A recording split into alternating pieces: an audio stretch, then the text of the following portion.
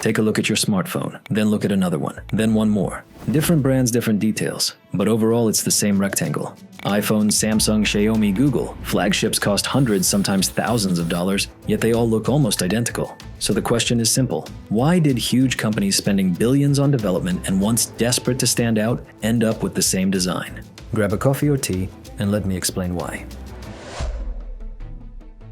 If we go back 10 to 15 years to the early days of modern smartphones, you'll notice that they looked completely different. There were physical buttons, there were sliders, curved bodies, thick bezels, different materials, and design choices that may seem strange today. Back then, design was a way to stand out. You could recognize a device from a distance, but as touchscreens evolved, the rules of the game began to change. Control gradually moved onto the display. The screen became the main part of the device. As screens got bigger, there was less and less space left for everything else. And at some point, the industry began to converge on the same basic shape. A large rectangular display, minimal bezels. The differences are in the details, not in the shape. And here it's important to lock in the main point. The sameness of modern smartphones is not a sign of laziness or a lack of ideas. Today, the smartphone is one of the most constrained products in all of consumer electronics. Physics, engineering, economics, and user expectations have compressed the range of possible design solutions into a very narrow corridor.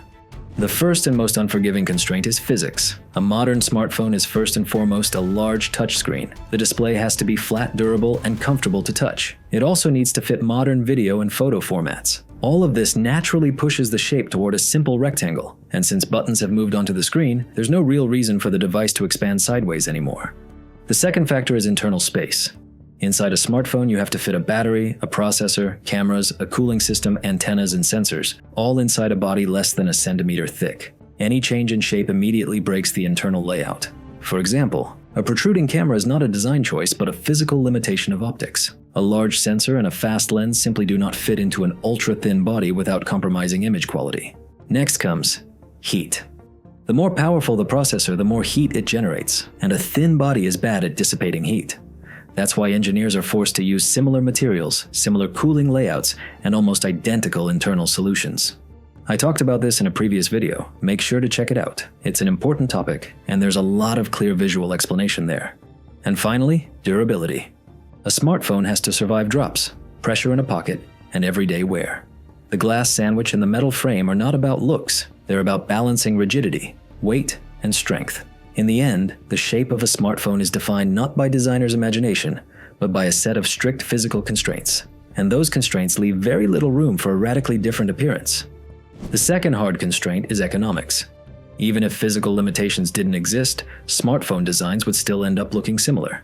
A modern smartphone is a mass-produced product, tens of millions of units per year. Any change to the body means new molds, new assembly lines, new reliability tests, and months of refinement. All of that costs enormous amounts of money. That's why it's more profitable for manufacturers to stick with proven designs than to take risks for the sake of unusual form factors, especially in the flagship segment where the cost of a mistake is highest.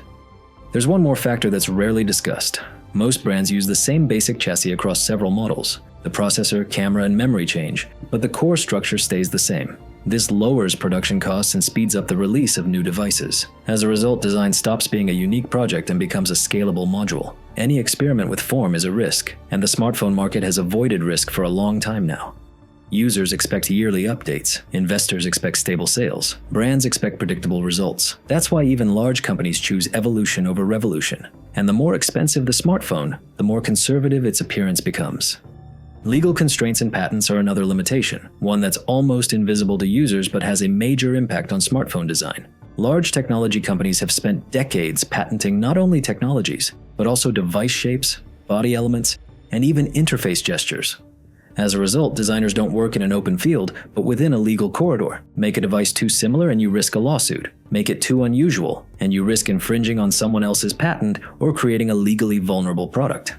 That's why most design decisions pass not only through designers and engineers, but also through lawyers. Think back to the early 2000s. Steve Jobs openly went to war with Android. He publicly claimed that Andy Rubin's team had stolen iPhone ideas and said Apple was ready to spend billions to prove it in court. Those conflicts set the tone for the entire industry. Since then, smartphone design has been not only about taste and engineering, but also about legal safety. A safe design is one that already exists on the market but differs just enough to avoid being challenged in court. As a result, Brands are forced to operate within a very narrow range of forms, not because they don't want to experiment, but because the cost of a mistake is years of lawsuits and millions of dollars. That's why, the larger the company, the more cautious it becomes.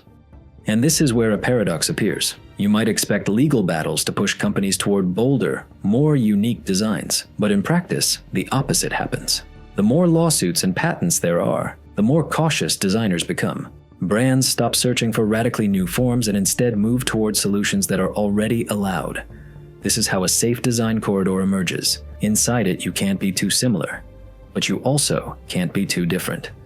And it's this corridor that over time has evened out the appearance of smartphones across the entire market.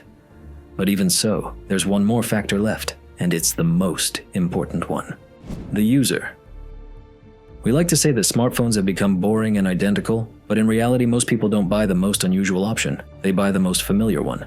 If a phone looks familiar, it's easier to buy, easier to start using, easier to trust the brand. Any radical design change is perceived as a risk, and risk creates doubt. This is where psychology comes in. A smartphone is something people use dozens of times a day. They don't want to relearn. They don't want to search for buttons. They don't want to think about how to hold the device. Even if a new design is objectively more convenient, it often loses to what's familiar. And there's an even more ironic point. Most smartphones live inside cases. A case destroys the shape, the materials, and the color, leaving only one element: the screen. In the end, a manufacturer can risk millions of dollars on a new design, and the user will simply put the phone into a case. We complain about sameness, but every time, we vote for it with our wallets. A logical question follows. If smartphones are constrained by physics, economics, lawsuits, and user habits, is there even a way out? The industry has tried. The most obvious attempt is foldable smartphones. They do change the form factor and usage scenarios, but they also bring new problems: high prices, mechanical complexity, and compromises in reliability. As a result, foldables remain a niche, not a mass standard.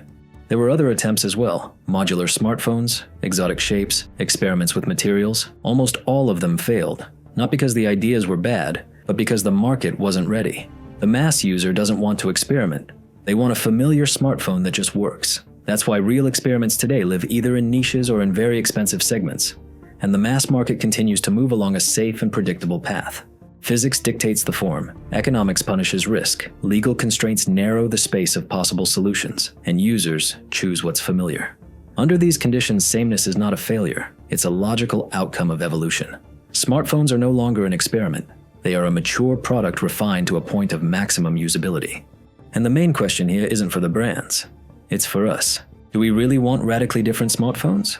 Or do we simply like saying that things used to be more interesting? Because the market has already given its answer. And if you haven't liked the video yet, you can do that right below. And subscribe there too. We're also on other social platforms. Links are in the comments if you want a bit more content. See you